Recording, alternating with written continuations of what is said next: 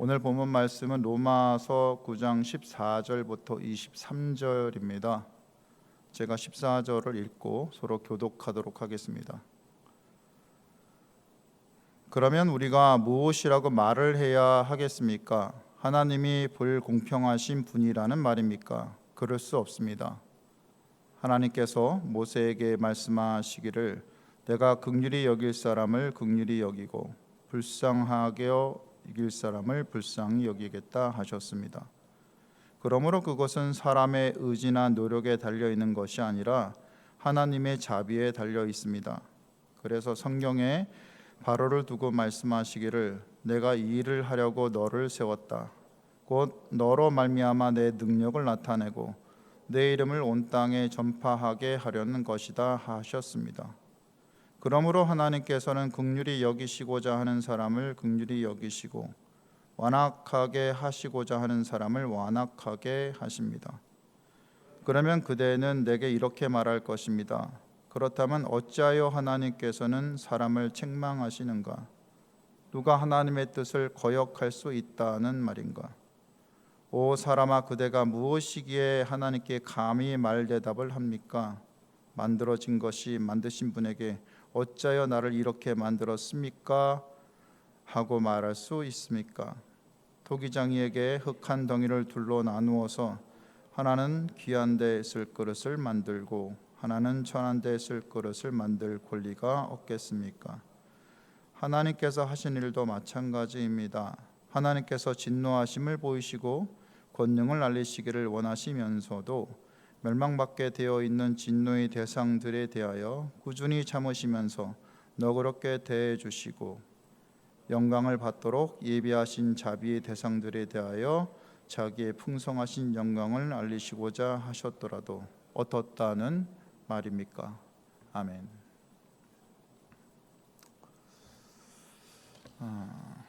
지난 토요일 본문에서 바울은 이스라엘에게서 태어난 사람이라고 다 이스라엘이 아니고, 한번 보시겠습니까? 지난 토요일 본문 아마 우리 설교가 없었을 겁니다. 8월 3일자 6절에 보면 이스라엘에게서 태어난 사람이라고 해서 다 이스라엘 사람이 아니고 아브라함의 자손이라고 해서 다 그의 자녀가 아닙니다라고 말을 했습니다. 그 예로 이삭과 이스마엘 중에 하나님께서 약속의 자녀로 이삭을 택하셨다는 거고, 또 이삭의 아들들 에서와 야곱 중에서 야곱을 택하시는 것이 다 하나님의 주권이라고 말을 했습니다. 특히 에서와 야곱은 쌍둥이이고 같은 뱃속에 있었지만 하나님께서 형이 동생을 섬길 것이다 라고 여기 12절에 나오죠. 라고 말씀하셨는데 이것은 결국 하나님의 그냥 선택하심, 그 주권적 선택하심을 말하는 것입니다. 또 13절에 내가 야곱을 사랑하고 에서를 미워하겠다 하셨다는 것은 야곱을 선택하신 것이 하나님의 뜻임을 또한 말합니다.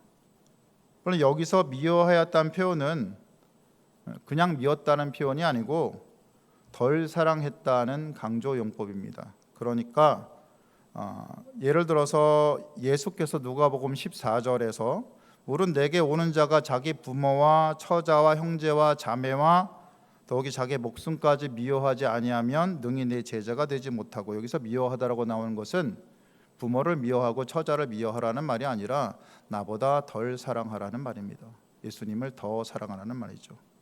그러니까 하나님이 야곱을 선택하신 것에 우리가 아무런 이유를 달지 못하는 까닭은 하나님이 세상을 창조하시고 에서와 야곱을 창조하셨기에 그 창조주가 그분의 계획하여서 누구를 선택하건 간에 그 어떤 항변도 할 수 없다는 겁니다. 다시 오늘 본문으로 갑니다. 그래서 우리가 14절에 말하듯 하나님이 누구에게 은혜를 베풀건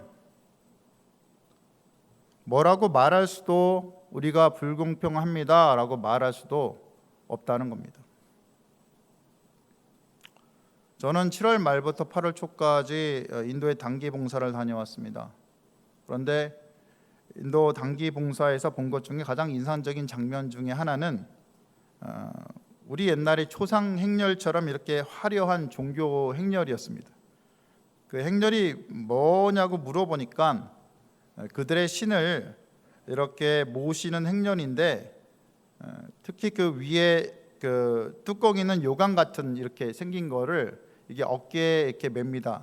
소가 멍에 매는 것처럼 어깨에 매가지고, 그리고 그 갱지스 강의 물을 담기 위해서 이렇게 가는 건데, 그들은 이렇게 갱지스 강의 물을 담아서 이렇게 성수처럼 자기가 집에 모신 우상에다가 그 물을 부으면 복을 받는다고 합니다. 그러니까 그들의 입장에서는 믿음의 행위를 하는 것인데, 그들이 하나님의 선택을 받아서 만약에 예수님을 안다면 결코 하지 않을 그런 행동을 한다는 거죠. 더 더운 날씨에 수도 델리에서 가까운 지역인 남부 도시인 노이다에서 아마 몇 달 걸려야지 바라나시까지 걸어갈 텐데, 거기 가서 겐지스강, 그 굉장히 더러운 물입니다. 소똥이 막 돌아다니는 그런 물인데, 그것 똥물을 담아가지고 다시 집으로 올 동안에 몇 달 걸리면 다 썩을 거 아닙니까? 그 썩은 물을 자기 집 우상에 붓는다면 아마 썩은 냄새가 집안에 퍼지고 온갖 파리나 여러 가지 것들이 집안에 꼬일 텐데, 그 행동을 한다는 겁니다. 그리고 자신이 믿는 그 힌두교를 믿지 않는다고 기독교인들을 핍박해서 기독교인들이 피해서 다니게 하는 겁니다. 그러니까 저희가 보기에는 굉장히 우스운 행동인데, 그들이 정말 하나님을 알아서 하나님의 택함을 받아서 주님을 알게 된다면 스스로가 얼마나 웃기는 행동을 했다는 것을 알게 될 거란 거죠. 그렇지, 하지만 그들이 택함을 받는 것은 모두 하나님의 주권이라는 겁니다. 이것은 오늘 본문 15절에 말하듯이 하나님께서 모세에게 이렇게 얘기합니다. 15절 찾아봅니다. 내가 긍휼히 여길 사람을 긍휼히 여기고 불쌍히 여길 사람을 불쌍히 여기겠다 하신 말씀과 같습니다. 오늘 이 본문은 출애굽기 33장 19절에서 나온 것을 인용한 부분입니다. 이 주님의 말씀이 있기 바로 전에 출애굽기 32장에서 그 유명한 금송아지 사건이 나옵니다. 하나님께서 모세를 시내산으로 불러서 십계명을 주는 동안에 그 백성은 금송아지를 만들어서 그것이 하나님이다라고 얘기하고 그 우상에게 대해서 절을 하고 춤을 추고 심지어 음란한 행위까지 하는 겁니다. 이에 진노하신 하나님께서 이 백성을 다 없애고자 하셨지만 모세는 중보하면서 내 백성의 죄를 사해달라며 차라리 생명책에서 내 이름이 지워지더라도 그렇게 해달라는 유명한 중보 기도를 합니다. 그리고 다시 하나님께 중보하며 하나님이 제발 함께 해달라고, 그리고 그 주님의 영광을 보여달라고 하나님께 요청을 했던 거죠. 그러자 주님께서 모세에게 그것을 허락하면서 바로 이 말씀을 합니다. 내가 긍휼히 여길 자를 긍휼히 여기고 불쌍히 여길 사람을 불쌍히 여기겠다 하시는 겁니다. 무슨 말입니까? 모든 것이 주님의 주권하에 있다는 겁니다. 주님의 주권하에서 어떤 사람은 긍휼히 여김을 받을 수 있고, 주님의 주권하에서 어떤 사람은 불쌍히 여김을 받을 수 있지만 그러지 못한 사람들도 있다라는 거죠. 오늘 16절의 말씀처럼 하나님이 그분의 사람을 택하는 것은 사람의 의지나 노력이 아니라 하나님의 자비에 달려 있다는 겁니다. 그리고 17절에서 바울은 말합니다. 주님이 바로를 두고 말씀하시기를 내가 이 일을 하려고 너를 세웠다. 곧 너로 말미암아 내 능력을 나타내고 내 이름을 온 천하에 전파하려는 것이다 라고 말씀하셨다라는 겁니다. 그리고 바울은 덧붙입니다. 하나님께서 긍휼히 여기고자 하는 자를 긍휼히 여기시고 완악하게 하고자 하는 자를 완악하게 하신다는 겁니다. 완악이 뭡니까? 악을 고집한다는 거죠. 이 말씀은 근데 우리가 완악해진 사람이 하나님 때문이라는 것이라고 오해할 수 있습니다. 하나님이 그를 완악하게 만드셨다는 겁니다.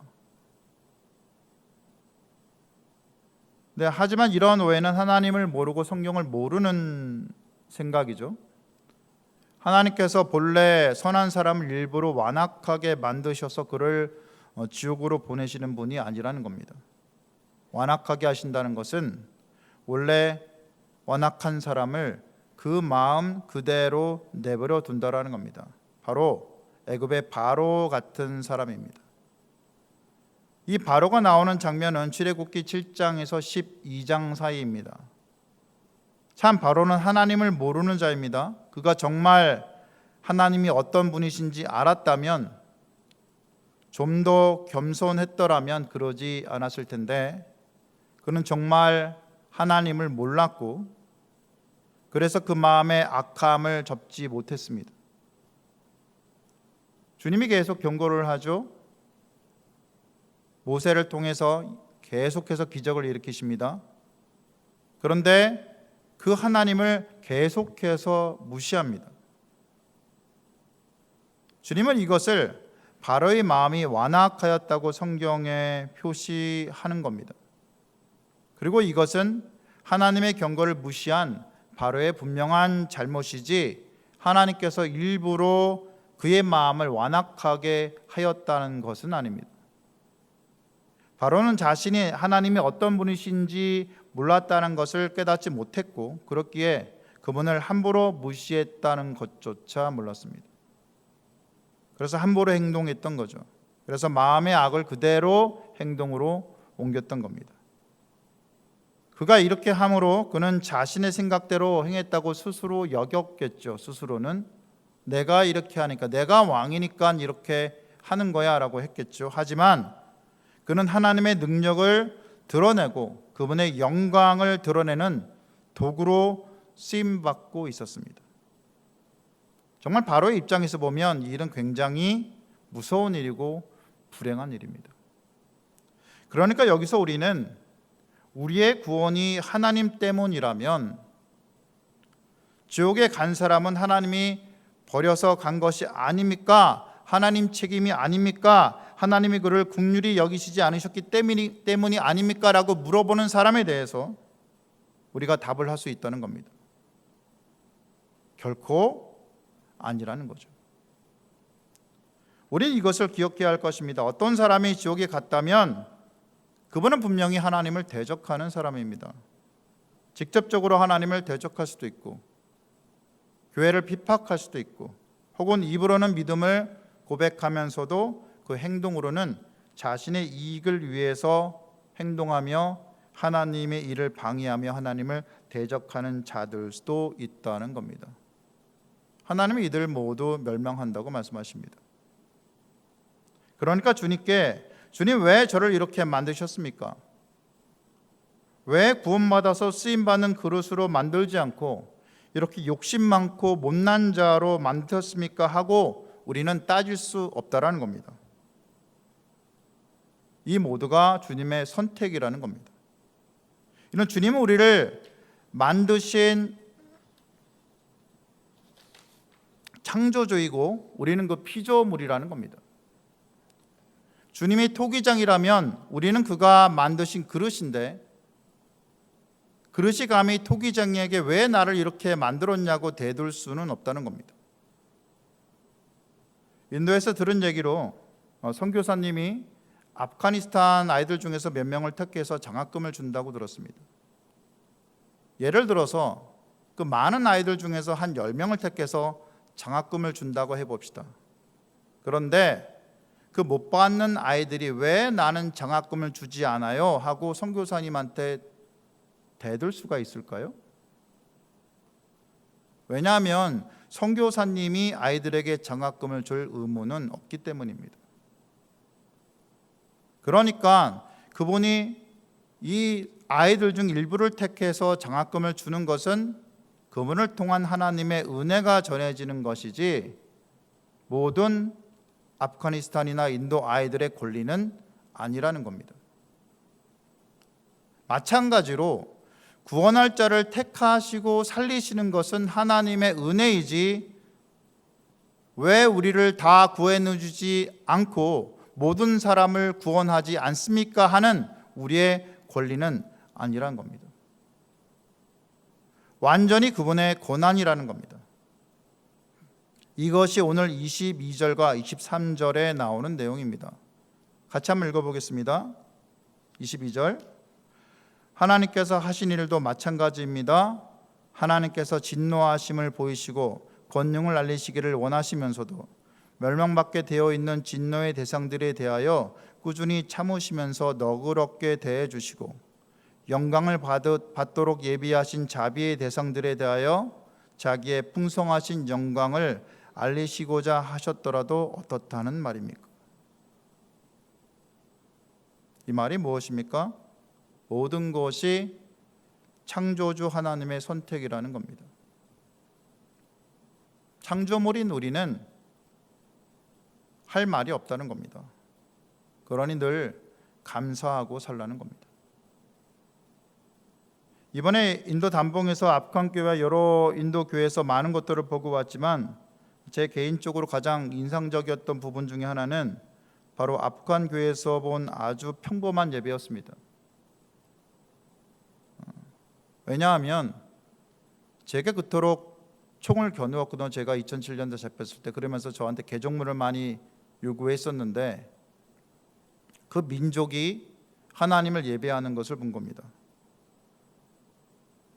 개종문을 말하던 그 입으로 사도신경을 암송합니다. 제가 부족한 영어로 설교한 것을 한 청년이 통역할 때 그 설교를 집중해서 듣고 반응해 줍니다. 저 개인적으로 굉장히 놀라운 경험이었습니다. 참으로 이들을 그 어두운 민족 중에서 택하셔서 주님의 사람으로 삼으신 것은 하나님의 주권적 선택이라고 볼 수 있을 겁니다. 그리고 가장 어두운 곳에서 울던 우리를 택하신 것도 하나님의 주권적 은혜일 것입니다. 우리가 모태신앙이건 아니면 신앙 1세대이건 상관없이 우리는 진정 주님을 만나기 전에는 죄 허덕이던 못난 자들이었기 때문입니다. 그리고 만났다고 여기는데도 여전히 못난 점을 수두룩 갖고 있는 자들이라는 겁니다. 결론 맺습니다. 지금까지 보아왔듯이 하나님의 선택은 창조주이신 그분의 고유한 권리이자 그분의 은혜입니다.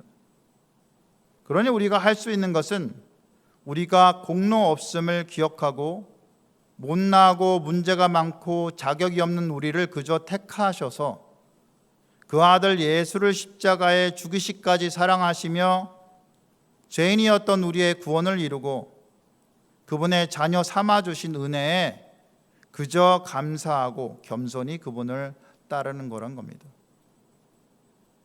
우리 스스로의 죄성을 너무도 잘 알기에 우리는 우리 자신보다 남을 낮게 여기는 연습을 늘 해야 할 겁니다.